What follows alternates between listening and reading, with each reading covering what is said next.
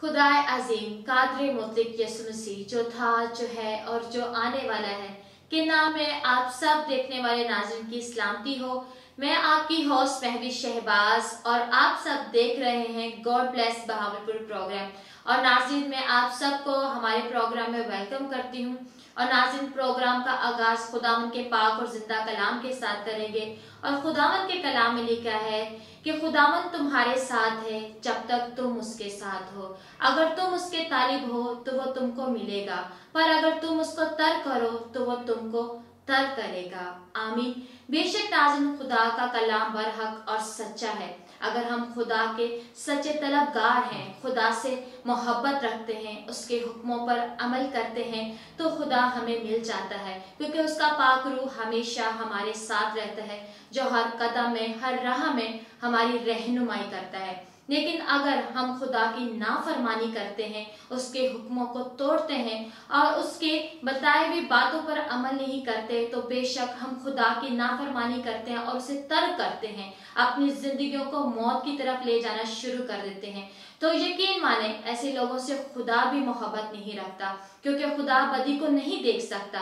खुदा मोहब्बत रखता है और खुदा सिर्फ मोहब्बत को, सच्चे लोगों को और माफी मांगने वाले लोगों को कबूल करता है। तो खुदावंद के कलाम पर गौर किया करें, खुदा के हुक्मों पर अमल करें और ज्यादा से ज्यादा खुदा की बातों को एक दूसरे के साथ शेयर किया करें, ताकि आपके वसीला से खुदा के कलाम की बातें दूसरों तक भी पहुंचे, वो भी बरकत पाए और आप भी बरकत पाए। तो आज के कलाम के वसीला से खुदावन आप सबको बरकत दे। जी तो नाज़रीन आज हमारे साथ जो गेस्ट मौजूद हैं उनका ताल्लुक मियां चन्नू शहर से है और खुदावन ने उन्हें बहुत सी बरकतों से नवाजा है और उनके वसीला से बहुत सी रूहों को बचाया है। बेशक वो खुदा के बहुत ही प्यारे बेटे खुदावन के खादिम हैं। तो आज हम उनसे मुलाकात करेंगे और बरकत पाएंगे। तो आए आज मैं आपको हमारे गेस्ट से मिलवाती हूँ और हम सब बरकत पाएंगे। सलाम पास्टर जी। सलाम सिस्टर जी, क्या हाल है? जी पास्टर साफ्तर गिल जी, आज मैं आपको हमारे प्रोग्राम में वेलकम करती हूँ। थैंक यू सो मच जी। और मुझे बहुत ज़्यादा खुशी है कि आप इतने दूर से हमारे शहर में हमारे प्रोग्राम में आए। तो आज आपको आखिर कैसा लग रहा है? जी सिस्टर जी, मुझे आज बहुत अच्छा लग रहा है और मैं खुदा बाप की शुक्रगुजारी करता हूँ और उसके बाद अपने सीनियर पास्टर अनवर फजल साहब का शुक्रगुजार हूँ कि जिन्होंने और आपकी सारी टीम का मैं शुक्रगुजार हूँ। खुदा आपको बरकत जी। Thank you so much. जी तो पास्टर साहब, इससे पहले कि हम अपने प्रोग्राम को आगे बढ़ाएं, मैं चाहूंगी कि आप दुआ करें ताकि आज की सारी गुफ्तगू के वसीला से इज्जत और जलाल हमारे खुदावंद के नाम को मिले। आए तो नाज़रीन हम सब अपनी आंखों को बंद करेंगे और दुआ करेंगे। आसमानी खुदावंद रब्बुल इज्जत बादशाहों के बादशाह खुदा बाप तेरी शुक्रगुजारी करते हैं। आसमानी खुदावंद आज के सारे इस प्रोग्राम में खुदावंद तेरे खादिम के लिए, खुदावंद तेरी बेटी के लिए, सिस्टर जी के लिए खुदा बाप तेरी शुक्रगुजारी करते हैं। खुदावंद आज जितने लोग खुदावंद तेरे कलाम को सुने तो खुदावंद यीशु मसीह के नाम से बरकत पाए। हमें सुनने वाले कान और कबूल करने वाला दिल अता कर, ताकि खुदावंद जैसे हम खून और गोश्त में बढ़े, इसी तरह तेरे कलाम की कद्दो कामत में बढ़े और तेरे पाक रूह की रहनुमाई में चले। खुदा हमें हिकमत दिलाई दे ताकि खुदा जो कुछ हम तेरे कलाम में से सीखें वो हमारे ख़ानदानों के लिए, हमारी खिदमत के लिए खुदावंद बरकत का सबब हो। यीशु मसीह के नाम में आमीन। आमीन आमीन। खुदा उनका शुक्र हो। तो पास्टर साहब, सबसे पहले तो आप अपनी मिनिस्ट्री के बारे में बताएं। जी, मेरा ताल्लुक ग्रेस बाइबल चर्च मियां चन्नू से है और मैं खुदा बाप की शुक्रगुजारी करता हूँ और खुदावंद ने मुझे बहुत सारे अच्छे लोग दिए हैं। हमारी टीम खुदा के फजल से बहुत ज़्यादा यूथ थे, हम जो है वर्क कर रहे हैं और हम इसके लिए खुदा बाप की शुक्रगुजारी करते हैं। जी, खुदा का शुक्र करते हैं। तो पास्टर साहब, आप इस मिनिस्ट्री से कब से अटैच और कब से खिदमत कर रहे हैं? जी, मुझे 2009 में मैंने जो है वो बपतिस्मा लिया पानी का और तब से लेकर अब तक मैं खुदा के फजल से खुदा के साथ चल रहा हूँ। पिछले 10 से 11 साल हो चुके हैं कि मैं खिदमत कर रहा हूँ खुदावंद की। और पिछले 5 साल से मैं ग्रेस बाइबल चर्च के साथ बाकायदा तौर पर खिदमत कर रहा हूँ उनके साथ मिलकर। जी, हालेलुया। तो पास्टर साहब, मैं आपसे पूछना चाहूंगी कि आप खुद खुदावंद की खिदमत में आई, आप समझते हैं ये खुदावंद की बुलाहट थी आपके लिए? जी, मैं नहीं आना चाहता था खुदा की खिदमत में, मैं भाग रहा था इससे और मैं नैनवा जैसे जा रहा था और इसको छोड़कर अपने इलाका को, लेकिन मैं ये सब छोड़ना चाह रहा था कि मैं जाऊं, हटूं, क्योंकि ये खिदमत मैं समझता था कि ये कोई आम सा काम है, लेकिन मैं जाना चाहता था पाकिस्तान छोड़कर। लेकिन खुदा की मर्जी ये थी कि मैं खुदा की खिदमत करूं, और खुदा का शुक्र है कि आज मैं आपके साथ बैठा हुआ हूँ, और ये सारा जलाल जो है ये खुदा बाप को देते हैं हम। जी बिल्कुल, खुदा का शुक्र करते हैं, क्योंकि मोस्टली हमने ये देखा है कि जो खुदा से दूर भागते हैं, खुदा उन्हीं को पकड़कर वापस अपने पास ले आता है और उनको बहुत ज्यादा कसरत से जलाल के लिए अपने इस्तेमाल करता है। जी ऐसे ही है जी। तो पास्टर साहब, आज मैं चाहूंगी कि हम बहुत सारी बातें अपनी डेली रूटीन में हम करते हैं, और जैसे कि आजकल के हालात हैं और आजकल के माशरे में बहुत सारे ऐसे वाक़यात हो रहे हैं जो कि नहीं होने चाहिए, तो मैं चाहूंगी कि आप बाइबल के हवाले से उन बातों पर रोशनी डालें कि हमारे नौजवान बच्चों को और स्पेशली पेरेंट्स को क्या करना चाहिए आजकल के हालात में अपनी सेफ्टी के लिए और अपने बच्चों की सेफ्टी के लिए। जी मसीह में मेरे अजीजों, मैं अंजील का कर्जदार pastor Safdar Gill grace Bible church की तरफ से आज आपके साथ मौजूद हूँ, और मैं खुदा बाप की शुक्रगुजारी करता हूँ। आज जो मैं टॉपिक, जो मज़मून जो मैंने चूज किया है, ये बड़ा ही ज़बरदस्त है, और ये जैसे हमारे हालात चल रहे हैं पाकिस्तान के, स्पेशली जैसा कि हम देख रहे हैं कि हमारे मुल्क के अंदर मसीहियों पर बहुत ज़्यादा जुल्म हो रहा है, और हमारी ख़ास तौर पर हमारी मसीही बेटियों को जो है वो उनका मजहब तब्दील किया जा रहा है, और ज़बरदस्ती उनके निकाह किए जा रहे हैं। और हम चाहते हैं कि क्यों ना हम खुदा के कलाम को जो है वो इतना ज़्यादा फैलाएं, ताकि आईसी टीवी के वसीला से जब ये कलाम उन बेटियों की तरफ जाएगा, उन माओं की तरफ, उन बहनों की तरफ जाएगा, उन नौजवान यूथ की तरफ जाएगा कि हमें कैसे खुदा के कलाम के मुताबिक अपनी जिंदगी को जो है वो गुजारना है। आज जो मेरे साथ जो मैं टॉपिक आपके साथ लेकर आया हूं वो है बेईमानों के साथ ना हमवार, जुए में ना जुटो। Do not be mismated with unbeliever. और मैं आपको बताना चाहता हूं कि ये बहुत ही जबरदस्त खुदा का कलाम है जो आज खुदा ने मेरे वसीला से आप तक लेकर आया है, और इसीलिए हमने इसको चुना था कि बेईमानों के साथ ना हमवार, जुए में ना जुटो।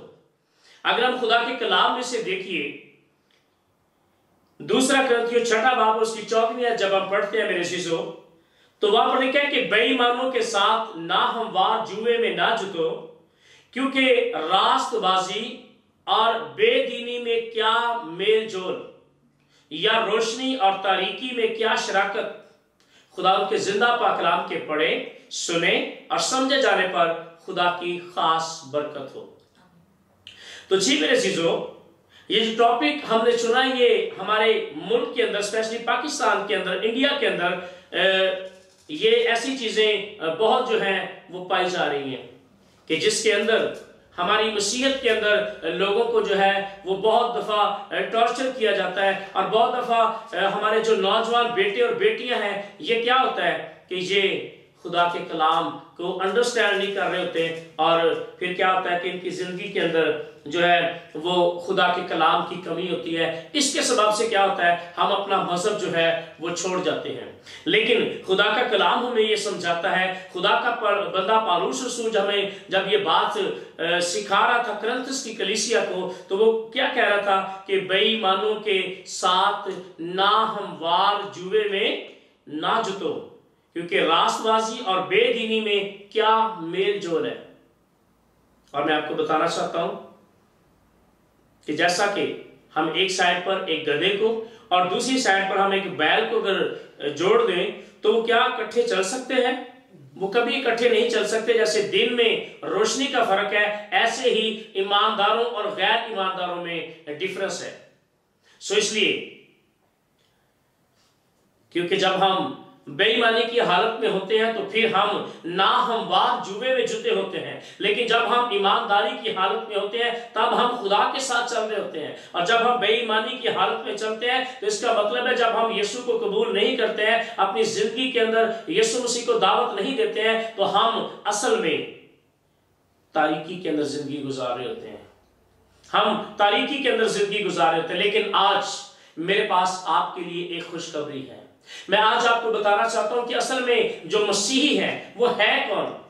आज मैं बताना चाहता हूं कि जो मसीही कौम है, ये खुदा के कलाम के मुताबिक जब हम पहला पत्रस उसका दूसरा बाब और उसकी 9 और 10 आयत पढ़ते हैं तो वहां पर लिखा है, लेकिन तुम एक बरगजीदा नस्ल हो, शाही कहनों का फिरका, मुकद्दस कौम और ऐसी उम्मत हो जो खुदा की खास मलकियत हो।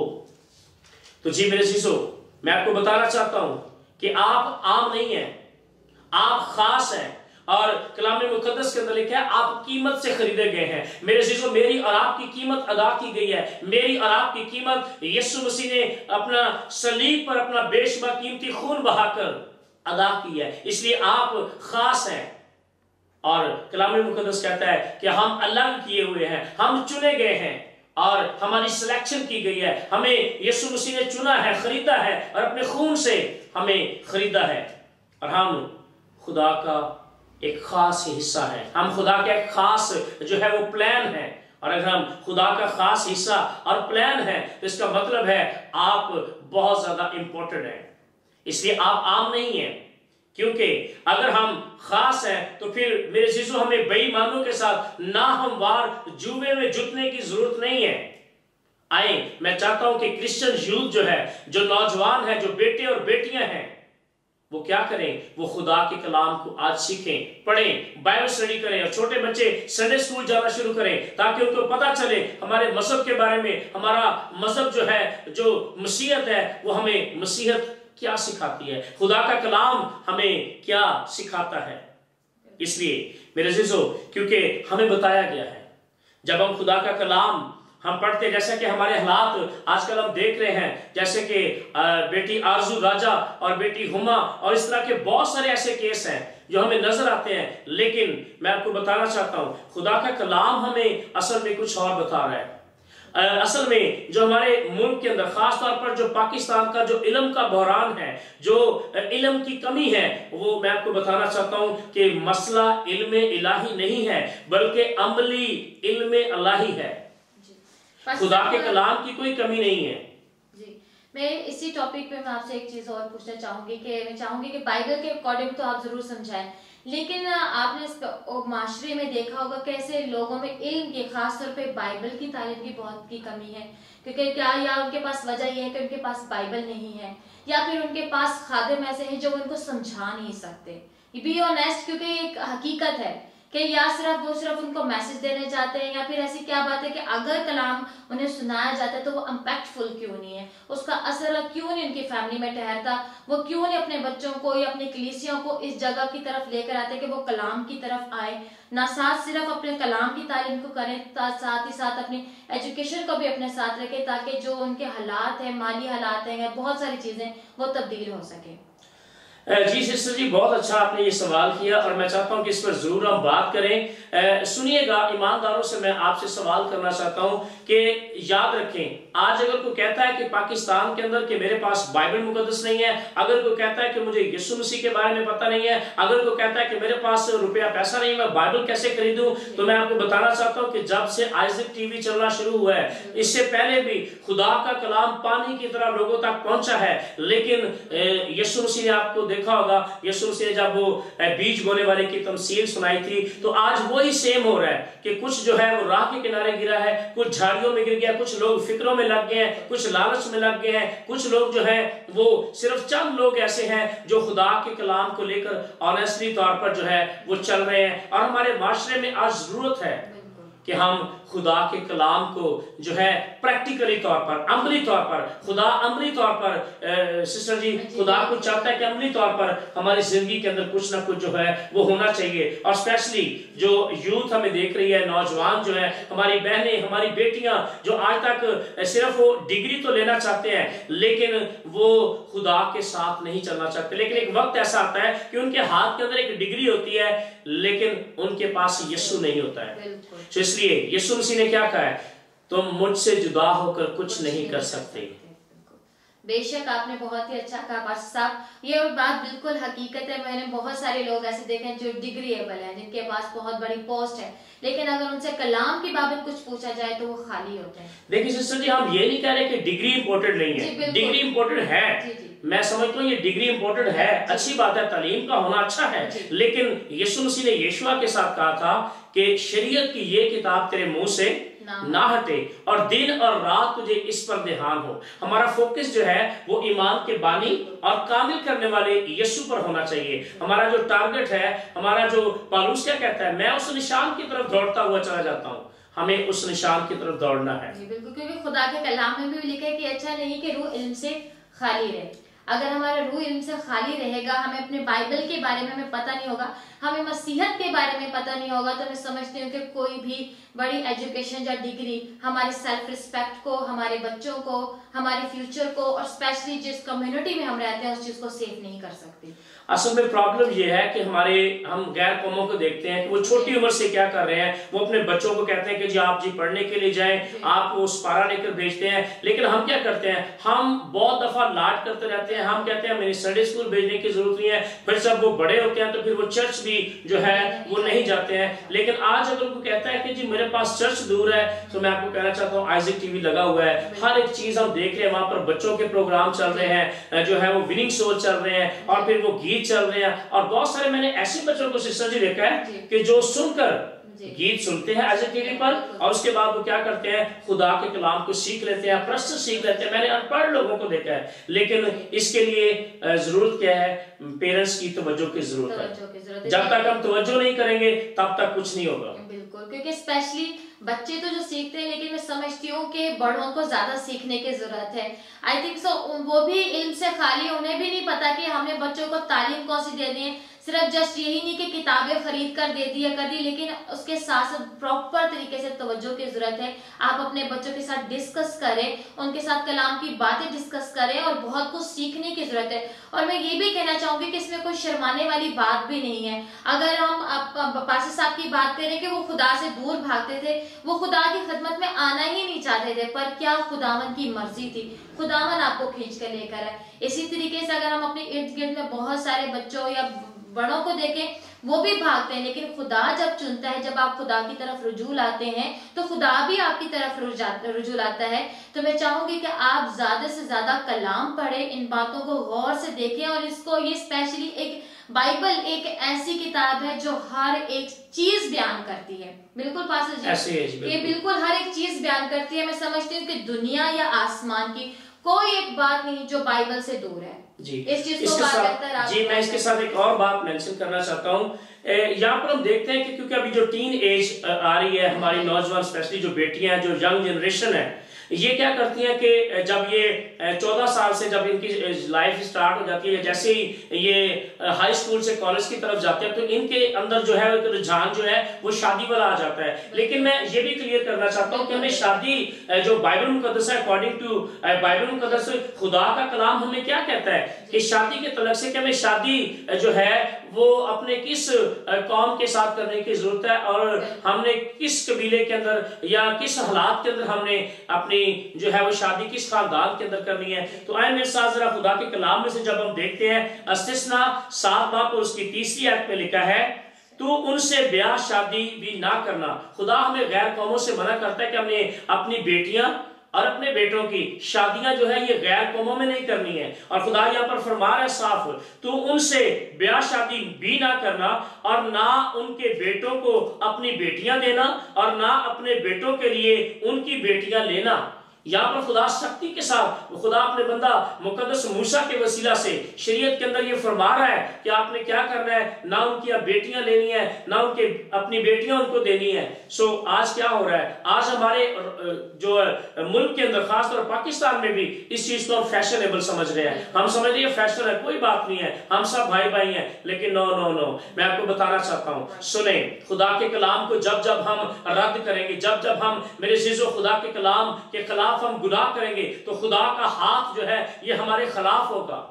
क्योंकि जब हम नाफरमानी करते हैं तो फिर खुदा का हाथ जो है वो मेरे और आपके खिलाफ हो जाता है। फिर हम कहते हैं हम क्या करें, फिर हम कहते हैं जो है वो टीवी चैनल वाले क्या कर रहे हैं, पासबान क्या कर रहे हैं, हुक्मरान क्या कर रहे हैं। गलतियां हमारी खुद की होती हैं, लेकिन हम वो थोप किस पर देते हैं, अपने लीडर्स पर, कि हमारे लीडर्स अच्छे नहीं हैं, हमारे जो बड़े हैं वो अच्छे नहीं हैं।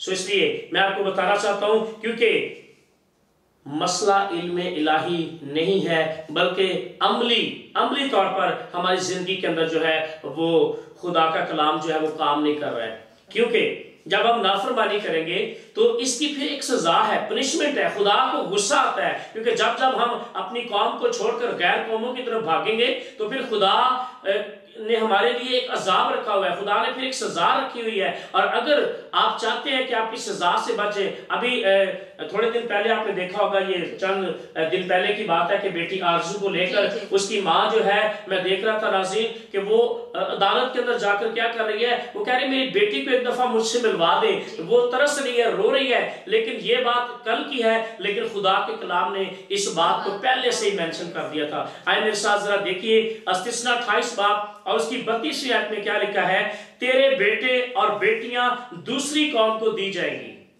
और तेरी आंखें देखेंगी और सारे दिन उनके लिए तरसते तरसते रह जाएंगी और तेरा कुछ बस नहीं चलेगा। और आज मैंने देखा आरजू की मामा के साथ सेम ऐसे ही हुआ है। वो बेचारी रो रही थी, वो कह रही थी एक दफा मुझे मिलवा दे अपनी बेटी से, वो मुझे देखने ही दे, लेकिन ऐसा नहीं हो रहा था। क्योंकि जब हम नाफरमानी करते हैं तो मेरे अजीजों फिर खुदा हमें सजा देता है। सो मैं आपको कहना चाहता हूं, जितनी भी बेटियां बेटे नौजवान, खासतौर पर हमारे जो यंग यूथ है, मैं उन तक ये मैसेज देना चाहता हूं कि प्लीज खुदा के कलाम को देखिए। खुदा का कलाम हमें क्या कहता है, खुदा का कलाम हमें क्या कहता है कि हमें गैर कौमों से, हमें उन बेईमानों से, उन लोगों से जो यीशु मसीह के फर्जंद नहीं है, जो यीशु मसीह को कबूल नहीं करते हैं, खुदा का कलाम कहता है कि हमें उनके साथ कोई रिलेशन कायम करने की जरूरत नहीं है। खुदा का कलाम हमें कहता है कि हमें उनके जुए में जुतने की भी जरूरत नहीं है, क्योंकि इसका मतलब है कि हम क्या कर रहे हैं, हम बेईमानों के जुए में जुत रहे हैं और खुदा का कलाम हमें इस बात की परमिशन नहीं देता है। बिल्कुल एग्जैक्टली पास्टर साहब, आपने बहुत ही टू द पॉइंट आपने बात की और ये बात हकीकत है। और मैं भी अपने देखने वाले नाज़रीन से रिक्वेस्ट करना चाहूंगी, ये वाकया जो है ये बहुत ही बड़ा वाकया, छोटी बात नहीं है।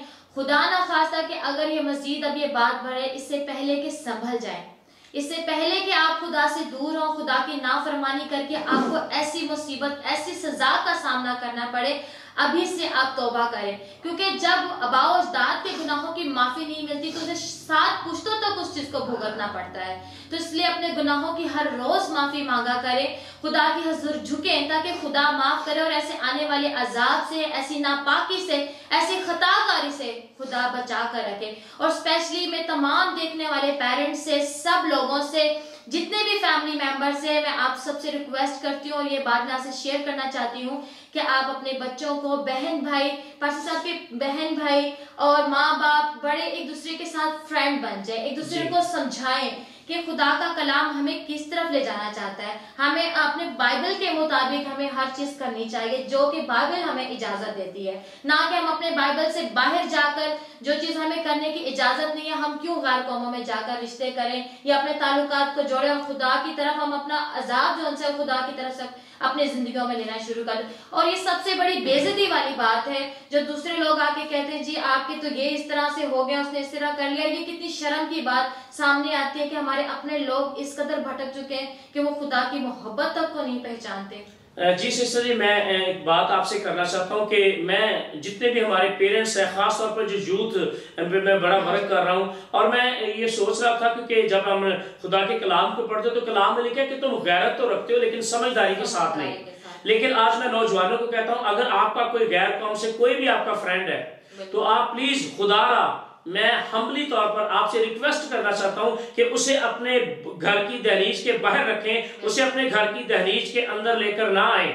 वो आपका फ्रेंड जो है वो बाहर तक हो, वो आपके घर के अंदर की दहलीज तक ना आए। जब हम ऐसा करते हैं हम खुद ही अपने लिए ऐसे मसले क्रिएट कर लेते हैं, क्योंकि खुदा का कलाम हमें क्या कहता है, इफ्सियों 5 बाब जब उसकी 11 आयत हम पढ़ते हैं तो वहां पर लिखा है, और तारीकी के बेफल कामों में शरीक ना हो बल्कि उन पर मलामत ही किया करो।